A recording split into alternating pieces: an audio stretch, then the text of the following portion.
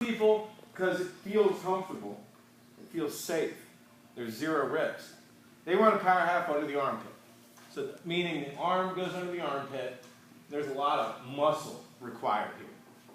And when I lift at the armpit, I'm fighting his core.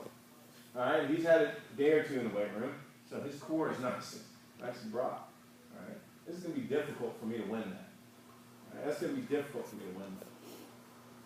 If you have a math class, science, engineering, anything like that, you understand that the further away you get from the pivot point, okay, the easier it is to move that lever.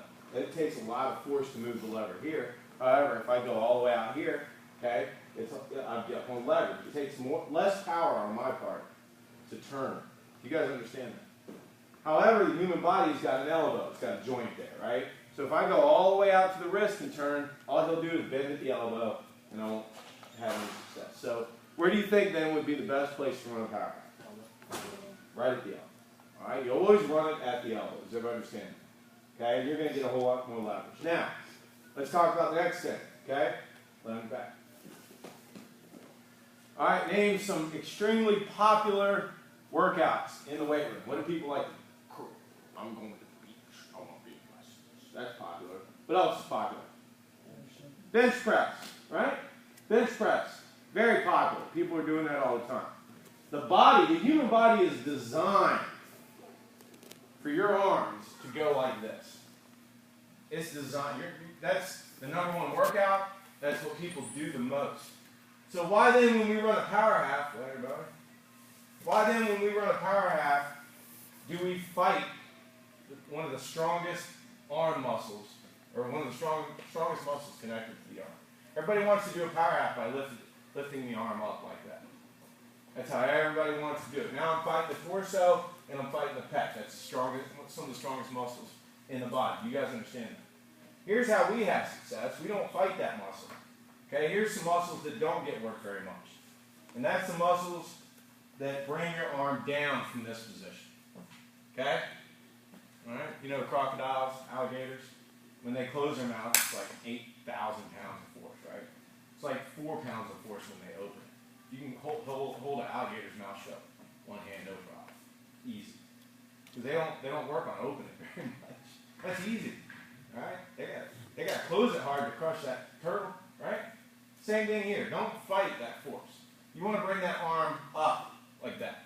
You want to bring it over the head, and then he'll go. Alright, that's the easy way to do it. Everybody understand that? Okay? Alright, so we're going to go either knee drape or we're going to go parallel ride. Okay? Either knee drape right here or parallel ride. Okay? Does everybody understand that? Now, when you run a power half, what I'm going to tell you, you will get to the point where you can run it from a base. But we still have an unacceptably high defensive score of power half. Meaning, some guys that I teach, they get a little greedy and they run power half from a base because they think they're that good, including this guy right here. And when they run it from a base, you're more, especially with a knee drape, you're more likely to slip off and get scored on. Does everybody understand that?